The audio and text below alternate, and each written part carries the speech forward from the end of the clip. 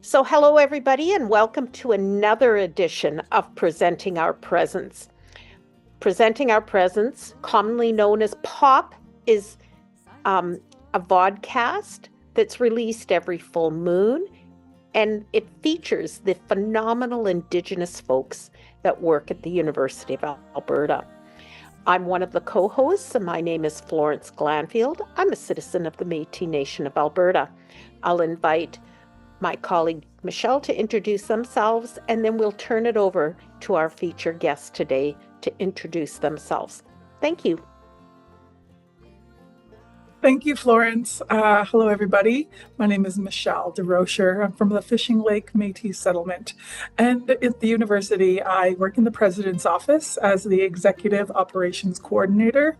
I'm really excited to be here today with our wonderful guest, and I'm going to turn it over to her to introduce herself in the way that makes her feel comfortable, and we'll get things going. Thanks. Thank you, Michelle and Florence. I'm MorningStar Willier. I'm from Sucker Creek First Nation, all the way up in Treaty 8. I've been living in Edmonton since I was about 13 years old because my mom moved us here so she could attend university. And I work within Indigenous Recruitment and Enrolment Management. My specific job is Indigenous Recruitment Events Coordinator, which in my terms, I'm just a really fun field trip planner for Indigenous students. And it's a really great job, but I'm just happy to be here. Thank you so much. Thanks, Morningstar. I love that fun field trip planner. And that's what we want, right? We want the students that are coming to take a look at this place to feel welcome and to feel like they belong when they arrive. Yes. Yeah. That is very much my goal when I bring groups of Indigenous students to campus. It's to help them feel as if this is their space too. This is their home just as much as it is any other student's home. And the trick is to just really have them see themselves here, whether that's through seeing other Indigenous students on campus or just piquing their interest, whether it be taking them to a museum full of bugs or full of rocks or going to play basketball with some of the Golden Bears and Pandas players. It ranges depending on their interests, but the goal when I bring them to campus is just to have them have fun. This can be a fun place. MorningStar, that's amazing. So tell us about how you go about doing this work. Like this, you call yourself this planning the fun field trip day, but what makes it a field trip, and who are these Indigenous students that you are talking to? So what does it look like from beginning of that relationship to the implementation of your field trip for them? Okay, yes. It usually starts with somebody from their school or their community, whether it's a counselor, a teacher, education director, summer employment program or coordinator, and they contact the U of A and that they want to bring a group of students here. And then I'm usually the person that they contact. I plan everything, which means I figure out how many students are coming. I try to gather what their interests are.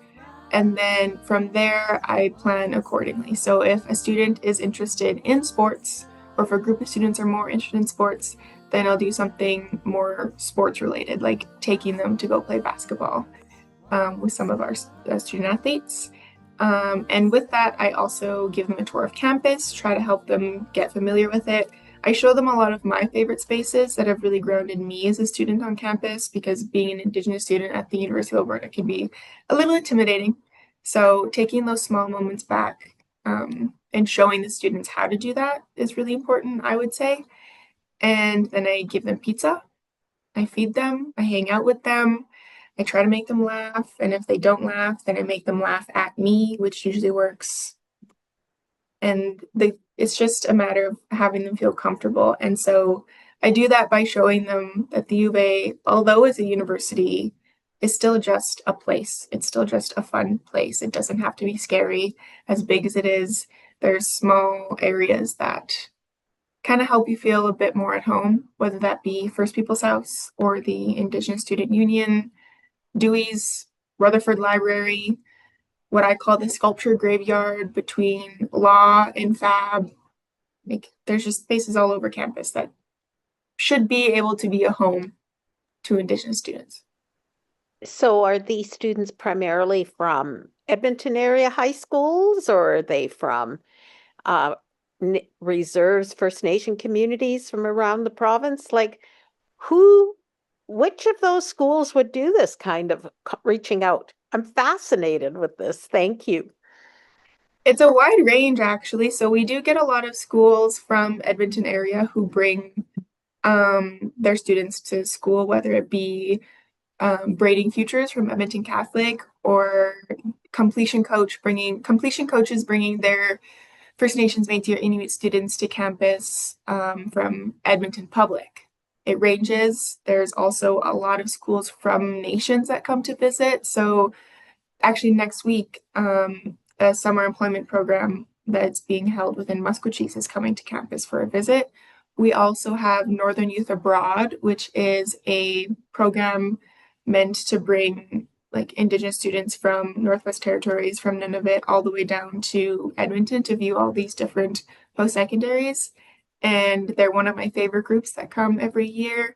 We have students come all the way from Atikamekw or Peerless Trout First Nation, also one of my favorite groups that come every year. I take them on the LRT and they love it because some of them have never been on the LRT, and it's my favorite thing to see their faces, especially when we go under the tunnel.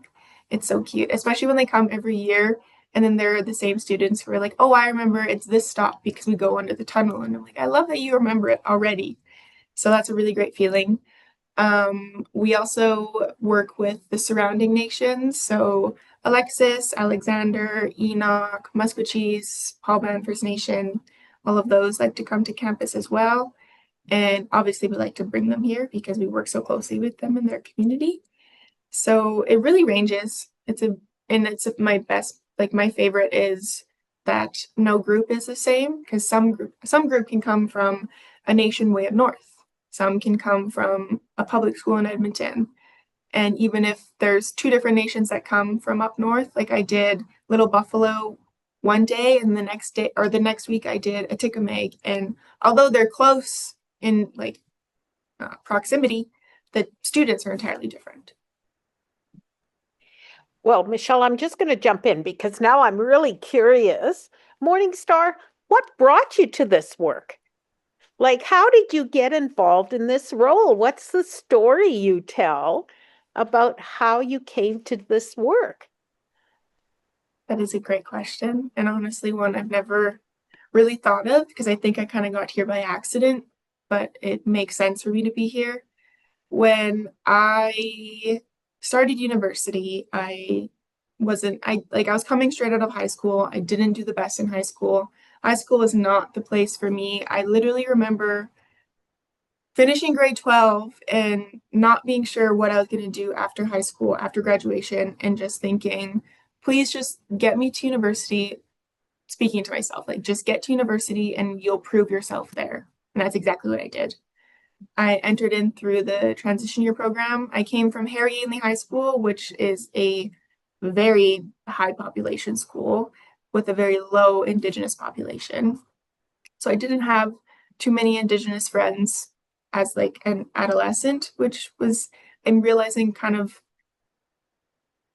played a big role, I think, in my identity. And so when I entered in through the transition year program, I was then surrounded by that community and I had Indigenous peers and it was wonderful. And one of my best friends to this day, I met through Tip.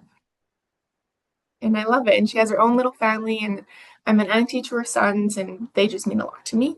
But so from there, I then went into the Faculty of Native Studies. But every single year of my degree, I wanted to do something different after I graduated. I wanted to be an international human rights lawyer. And then I wanted to get my master's in anthropology and become a museum curator. I then wanted to go into curriculum development. Maybe I wanted to be a teacher. Who knows? I discovered that I'm not good at teaching, and that's okay. So then when I did graduate, all I could think about was what was my next step. Did I want to do my master's? Did I want to get a job? And one of my biggest skills and things that I'm so proud of myself for doing during university was that the smallest thing that I could be interested in that piqued my interest, I would pursue. So I loved cooking for people. I love kind of fostering a sense of community. So I applied to be the Humanities 101 intern. I got that position and I stuck with that for about 2 or 3 years, all throughout COVID, which gave me the opportunity to interview people within Edmonton's art scene. So I interviewed like DJ Creation, and it was just, again, another wonderful Indigenous person to meet that also fosters community through like his passion, which is like music and dance. And then I also got to do things like tutoring, so helping other Indigenous students. That also kind of fulfilled me a bit. And then I became interested in Indigenous erotica, which was a wonderful course one of my favorite courses I've ever taken. And my professor, Savage Bear now, she was the first teacher to ever tell me that I should pursue a master's. And that kind of ignited something in me. I was like, okay, I can do this. I can do this. Whatever this may be, I can do it. And then I took a course with Nancy Van Stuyvendale, and then that piqued my interest in prison writing. And then I took on a research assistant position with her through Indigenous prison writing, and I got to interact with this whole different form of art that I've never experienced before, and I fell in love with it. And I still miss that quite often, truthfully, but it wasn't something I kept going with because I just, at that time, couldn't pursue my master's. It just wasn't in the books for me, but that's okay because I ended up here. So I applied initially to be the Faculty of Native Studies student recruiter, and again, got the position, loved it. I loved working with the faculty. Native Studies kind of has my heart, it's my home. And then through doing that position, I realized I love working with Indigenous youth, truly. I love making them laugh. I love hanging out with them. I feel like I'm healing a part of myself that I didn't know needed to be healed. I'm also a big sister, and a lot of the things that I do are because my little brother inspires me regularly. And I don't know who I would be if I wasn't a big sister. And so being able to kind of almost be a big sister to other Indigenous youth, and it also makes me be a better sister to my little brother and support him in ways that I can see that he needs to be supported. So it's just, truthfully, I think I ended up here because I was able to realize the gaps in my life that needed to be filled. And it just kind of made sense that I spend time with Indigenous youth because I was a little lost as a youth myself. Wow, what a beautiful response. I'm going to turn it to Michelle because I'm sure there are wonders given all that you've shared so far. Thank you, Morningstar. Thank you. Thanks, Florence. Yeah, what a trajectory. That's so cool. It was just by happenstance. I took every opportunity that came my way, everything that interested me. I said, yes, I want to do it. Yes, I want to do it. And that's the amazing thing. That's how you figure things out. Mm-hmm. Like if you just pigeonhole yourself, you're not going to grow. You're not going to fit like you found your space. Mm-hmm. If you limit yourself, you're not going to get there. So that's so cool that you tried all of these different avenues and enjoyed them, but knew like, let's continue to move, let's continue to grow. Mm-hmm. That's really inspiring. You were talking about the students from the north coming, and it reminded me, we did have some students from the north come to the president's office one day while they were on a tour. And they just came and they filled our office, and Bill came out and he said hello to everybody and asked everybody where they were from and how they were doing. And I just thought, I'm like, oh, like I wonder if that was part of that program, because I just remember he loved it. He loved to talk to all these kids that were thinking about coming here and asking them what they thought of Edmonton. And some of them were from Cambridge Bay. Yeah, that was probably definitely this program. Yeah, Or and this group of youth, yeah, truthfully. Yeah. and it was so cool because then we actually had just come from Cambridge Bay. Wow. Yeah. That's perfect then. Yeah, so it was so cool, and they all were all excited that he had been there. It was so awesome. So we're talking about these students, and you're working with them and your story, and it's so awesome. So what was your program that you did in Faculty of Native Studies? Like what kind of studying did you do, and where are our students going when they get here?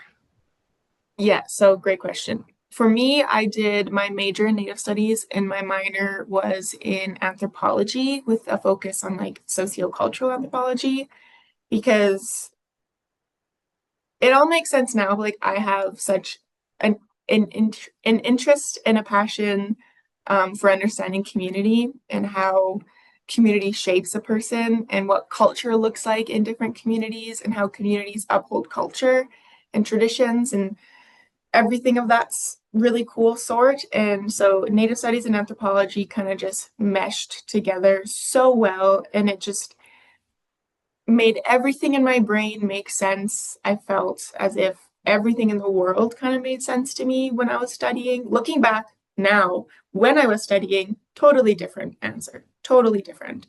But now that I'm at a university, I'm like, oh, I knew what I was doing. I was very fulfilled. I was very happy. I loved learning. I loved being able to apply my knowledge. I loved being able to take what I learned in Native Studies and apply it to anthropology and vice versa. And I remember in my NS 290 class, Paul Guro made us memorize Chicago like citation style, which was gruesome, so difficult. But I chose to remember Chicago author date, and to this day, I can use that citation for memory.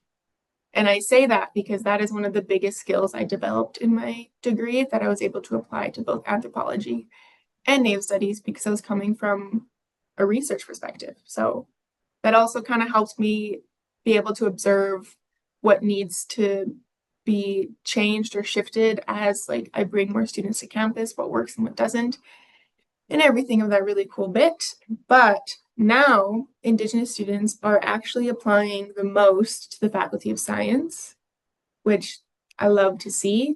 The admission rate is for the highest admission rate is in the Faculty of Arts, but science is pretty close. And I also love to see that like the interest in engineering and business and nursing and medicine as well are all going up. The admissions are all going up. Applications are only increasing.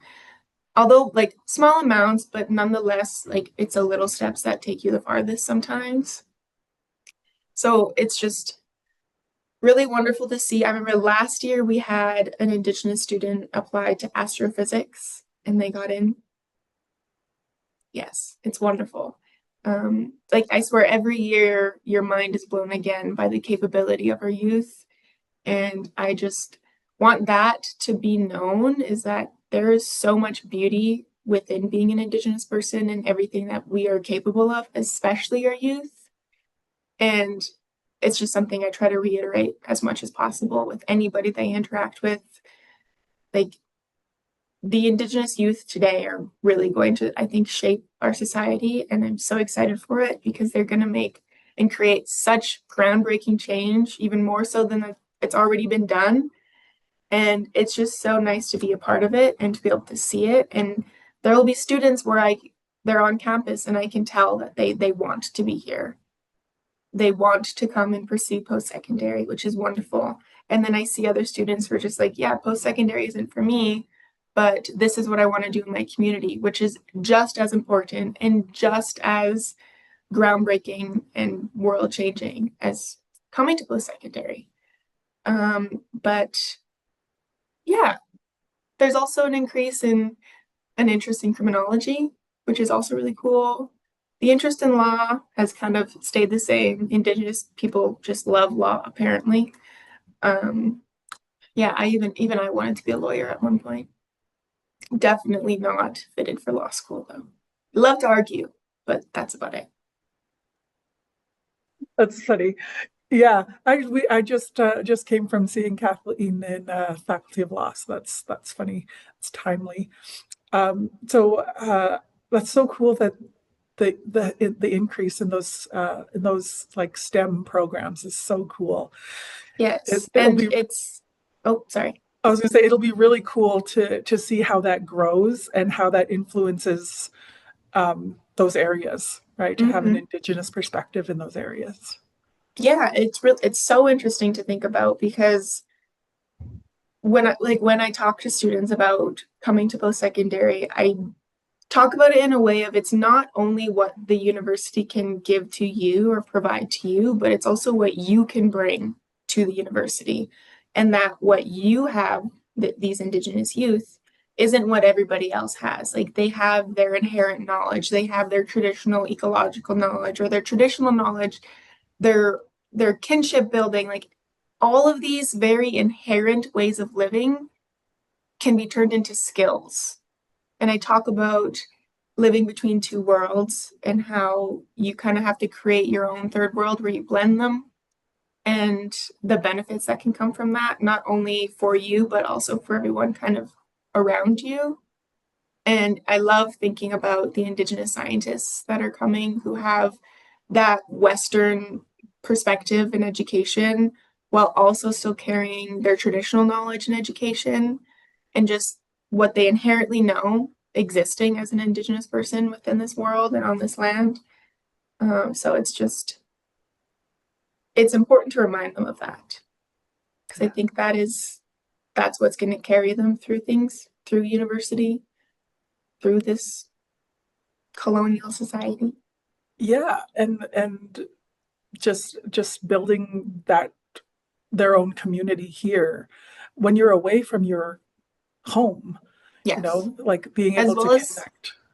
just helping them ignite their confidence because I find any teenager struggles with confidence, but like an Indigenous teenager who comes from not a city, that was me. I had such low confidence all throughout my teenagehood, and it's just because I just didn't ever really feel as if I had a place. And so if I can be the one who tells these students that they have a place here, that this is their place as well, they just have to be here and want to be here, then I think sometimes that's all they need. Sometimes that's all I would have needed. Yeah, right. Yeah, that's beautiful. So as you were talking, it's making me think of all the different areas where our students go when they get here, all the different avenues they have for support. So because we've recently talked to some of the people in First People's House, and we talked to Jessie Lawyer, the Indigenous librarian, and it's making me wonder. So, in your office, who else works with you for this Indigenous recruitment group? What else happens there with you guys? Well, right now we have a pretty small team, but we currently have Brandon Redford as our Indigenous recruiter. So he coordinates all forms of like recruitment travel, and he's the one who's going to be going out to visiting schools within Alberta, Saskatchewan, and BC, as well as Northwest Territories and the Yukon. He just goes and visits nations. He's the one who's going to introduce the university to the students initially and talk to them about admission requirements, what types of programs you can do, things that the university will offer, like studying abroad and all these forms of scholarships. And speaking of scholarships, we also have an Indigenous student financial support position, and that's currently filled by Reese Larock. And they are just as lovely as Brandon, and they meet with students to talk about their funding options, their scholarship options. They do a lot of scholarship reviews. They recommend scholarships to students. They just they take on that financial burden or financial confusion that a lot of university students take on, regardless if they're Indigenous or not, but they are meant to be specifically for Indigenous students. So they help them figure out band funding, how that plays into the university, and if that if they have to pay their residence fee a certain way and all that type of sorts. Like, it's so nice and it's so important to have that position, because I feel like that is one of the biggest barriers to post-secondary. I was just going to say that would be a phenomenal resource when I was a student, like, because I was figuring it all out on my own, and trying to talk to the people in the finance office about, like, well, my settlement is helping, so how do I do that? How do I get that? Like, like they said that they're helping with this, like, books or something. But yeah, just to have that resource, that's incredible. I think that's, like you said, it's one of the biggest barriers, is funding, and probably housing, I'm guessing, is the other one. Yes. But yeah, definitely funding. So that's so cool. So it's the three of you doing this amazing work. That's so cool. There's 4 positions within Indigenous recruitment. There's the recruiter, the recruitment coordinator, my position doing events, as well as the Indigenous student financial support. It's a mix of Indigenous recruitment and Indigenous enrollment. So Reese deals with currently enrolled students as well, whereas the recruitment side just deals with mainly prospective students.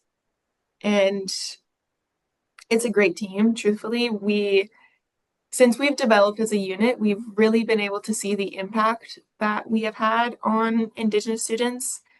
And it's just so nice to see. And it's only more exciting to think about where we can go in the future, and how maybe it is encouraging and inspiring other universities to develop their own Indigenous recruitment, like, specific unit that really specializes on that. Because what sets us apart from student recruitment within the U of A is that we run using Indigenous methodology. So sometimes we will just sit at our cubicles and visit as a way of kind of like healing from the day, because sometimes it can be a little overwhelming. Sometimes you can be working with a student whose situation is a bit, like, pretty close to yours at home, or pretty close to one that you've lived through, or you're just holding space for them. And so you need to also take care of yourself, or take care of the other people around you. And we meet students where they are. We don't try to get them to meet us where we are.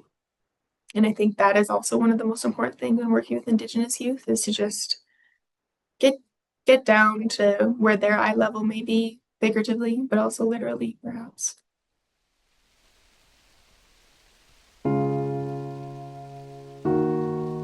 Well, it must be so amazing for them to get to meet with other Indigenous humans who are working here. Yes. And having navigated these spaces yourselves, right? Yes. And I think also just them seeing an Indigenous person within this role, within the university, being a university student, or showing that, like, somebody who's graduated, like, I'm not sure. It can impact people differently. But I remember when I realized and I saw and I went to my mom's University of Alberta graduation, that's kind of what made it real for me, where I was like, oh, if my mom, I can do it too. My mom did it. Obviously, I can do it. Sometimes I think representation is one of the biggest influences, being able to visually see someone like them in these spaces. Yeah, that's really it's really powerful. So I want to just say, and representation and the way you experienced University Morningstar, like when I listened to the way you said you picked up on these pieces that you were curious about, and you may have known nothing about it, but you were curious about it and you took these opportunities, also offers a perspective that for prospective students to realize that they too, and I'm not sure if I know the right word, but they too can shape their experiences here. And what you're interested in may not be the same thing as what Michelle or I might be interested in, but you can shape an individual experience and at the same time be part of the overall collective experience. And when you were talking about it, was thinking of the word, the generative spaces. Like you went out and found generative for MorningStar Mm-hmm. spaces, right? Even having the opportunity to be a research assistant when you're an undergraduate, like, wow, that is something that I never had that chance to do. What an incredible opportunity for Yeah, you to imagine. and it was just me feeding my curiosity, really, and also my ability to build relationships with people. Like, it really is kind of who you know and how you put yourself out there. It's just those small things can take you such a far way. Like I said earlier, sometimes it's the smallest steps that lead you the farthest way. Another thing that I think that got me through my university degree and got me to where I am here, and what allows me to be able to really relate to Indigenous youth and hopefully have them resonate with me, is it's just a matter of not being scared. Or if you are scared, it's okay. Just do it scared. Just do it scared, truthfully. And at the end of the day, it's just important to keep feeding the fire within you so that you keep that fire bigger than the other fires around you. Wow, such beautiful imagery on that.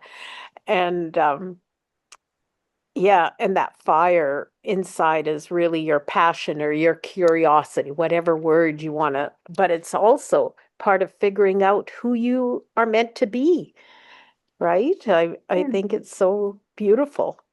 Can you tell me now, when you said you moved here when you were quite young, it was for your mom to attend university.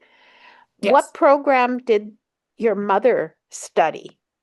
She also did the Faculty of Native Studies. Ah, Yeah, so I'm very much a woman who follows in my mother's footsteps because she is a huge inspiration to me, truly. And I remember in my first year of Native Studies, I also wanted to minor in political science because my mom did. But then I took Political Science 101 and I realized that was not for me. That was not for me. My oh my. So I finished the course and never took another political science course. I did, however, take a political anthropology course. And that one was kind of interesting for me because it came from an entirely different perspective. yeah, and that experience is so important to just say you go out and take a course that you might not even be think you're interested in because you will have Yes. experienced something and learned something about yourself. So, in all of these experiences, I've heard that you are also figuring out yourself in all of this. And you know what? This is what we forget about. We all still are, because Mm-hmm. every single day, doesn't matter how old you are, there are actually new experiences. And this is a part of it, is how do we continue to just, like you said, do it scared, even if you're scared, because even people who are older get scared.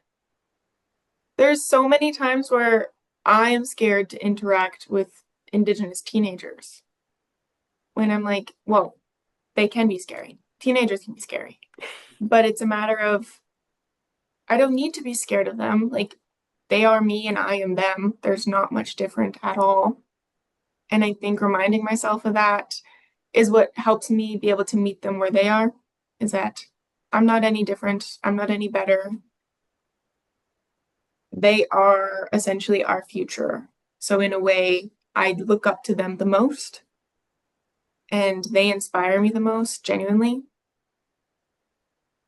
So, it's a gift to be around them. It's a gift to hear them laugh, to be able to make them laugh. It's a gift to hear them just be themselves. Like, I love it. I love it when groups of students come all the way from northern Alberta, they're Bush Cree, and they get here and they are just entirely themselves, as resi as they may be. They're showing up in their pajamas, they're showing up in minus 30 with no winter jackets, but they still find a way to just ignite the fire within me. They're so proud of who they are, and that is something that should never be taken from them by any means. And I want them to bring that energy every time they come to campus, because this campus shouldn't dwindle out. By no means should it.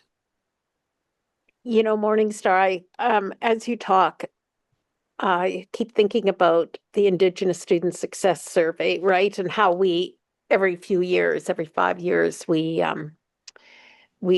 conduct this survey and talk about the experiences. And I'm so looking forward to the next version, because this unit of Indigenous recruitment has really been shaped over the last 4 or 5 years, if I remember correctly. So Well, sorry, the unit expanded last year. right. So just last year. Very, very Yeah. new. Yeah. And to have these different roles, and it's just reminding me, sorry, now I'm taking it back to my work. Like I'm thinking, wow, this will be really important to ask questions of it as well on the next edition of the survey, because you're right. I don't think there are many universities that have a Indigenous specific recruitment area or team. And this will offer lessons for all of us too, and at the impact of your work. But I'm also thinking another big function. I bet you're the person that organizes and has contributed to organizing and will be organizing the open house that happens every fall at the U of A. And Yes. can you give us a little peek preview as what you're thinking about for this year's open house? Yeah, definitely. Open house is one of my biggest projects and also one of my scariest projects, but just do it scared. And I truthfully don't have that much planned yet. My brain hasn't kind of started ticking in that way. But the goal of our booth at Open House, which is just the Indigenous Student Experience booth, is to show the Indigenous student experience. So I'm looking forward to having some current Indigenous students come and volunteer for the space. We have people from First Peoples House coming, transition year program, Indigenous student advisors from the Faculty of Arts. Jackie Belrose will be there. Gil Anderson, who works within the Faculty of Alberta School of Business. It's just a matter of showing Indigenous students the other Indigenous people that they can find at the U of A, and being able to foster that relationship and kind of create this safe space, because that's also kind of what we do when we go to these events like open house or admitted student day, which is a day in the springtime where every admitted high school student is welcomed and invited to the U of A for this entire day of festivities.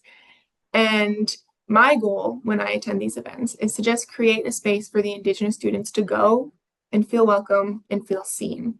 Because being in these giant chaotic spaces as an Indigenous person can be entirely overwhelming and really make you feel small and secluded. And I felt that, and I recognize that. And so I'm just trying to provide a space where they are seen and they don't need to kind of carry that for however long that they decide to. And like last year at Admitted Student Day, we had a student from Onion Lake. She came to Admitted Student Day. She was wearing a gorgeous ribbon skirt, and she was in the Faculty of Nave Studies. And for a majority of the afternoon, she just came and sat at my booth where I just had coloring sheets. I had beaded keychains that they could make, and she just sat with us and talked with us for like an hour and a half because she felt safe enough to do that. And that is my goal, is to provide a safe space at these big events where they can feel really alone.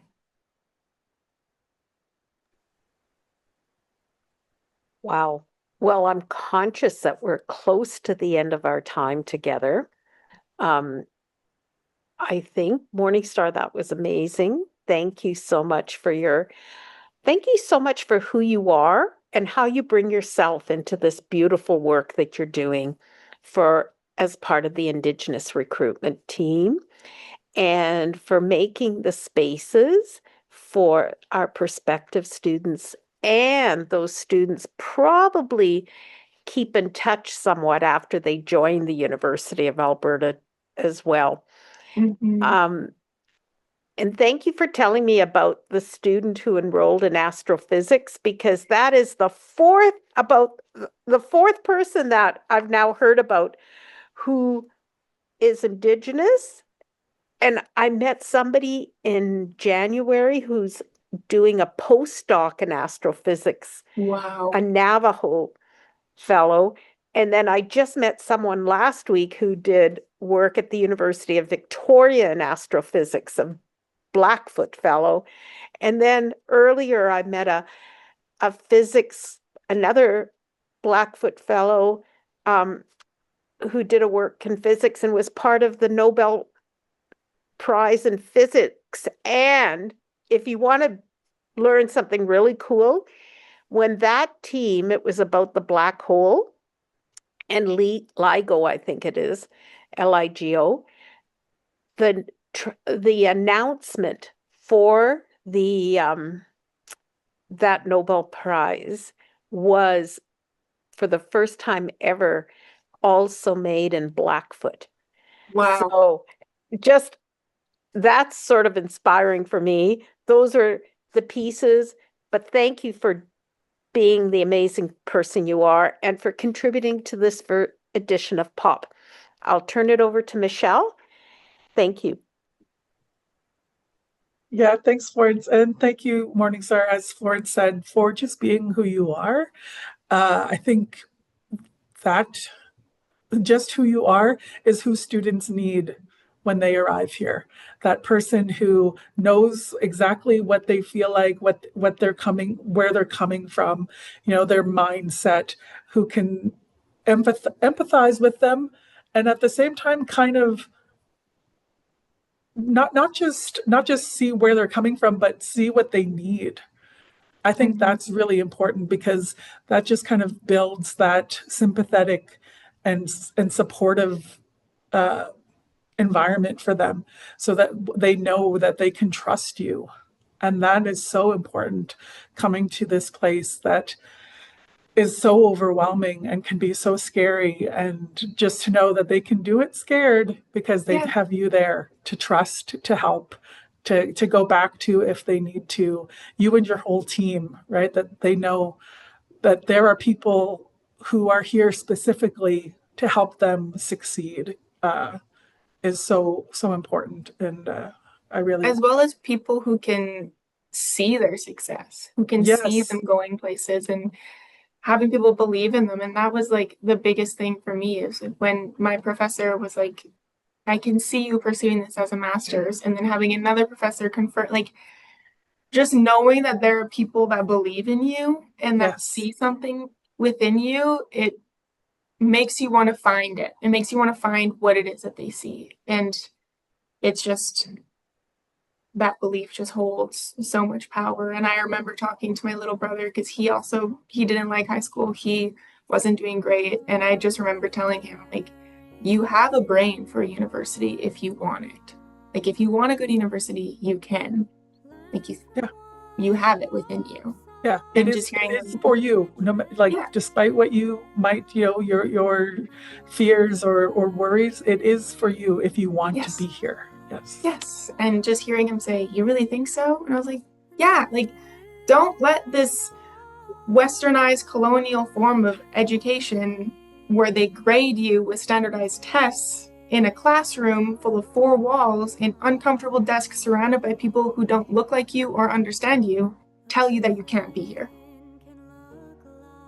Exactly. Oh, I think my computer just charmed at that. There you go. Well, we didn't hear anything here, Michelle, from your charming commuter. Well, so I just outed myself. So, Morningstar, we invite you to close off this episode in whatever way you would like. But once again, we are eternally grateful for all the ways that you are and all the ways you contributed to this beautiful community that we have at the University of Alberta. Well, thank you for having me. Thank you for having such a great conversation with me, truthfully, and making me feel so comfortable. That is so nice and important.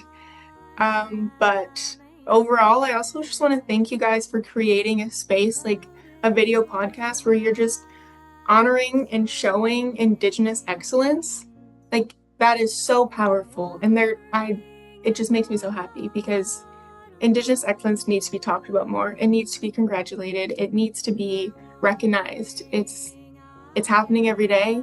It happens all the time. It's so common, but it's just, for some reason, not in mainstream conversation. But we are worthy of that.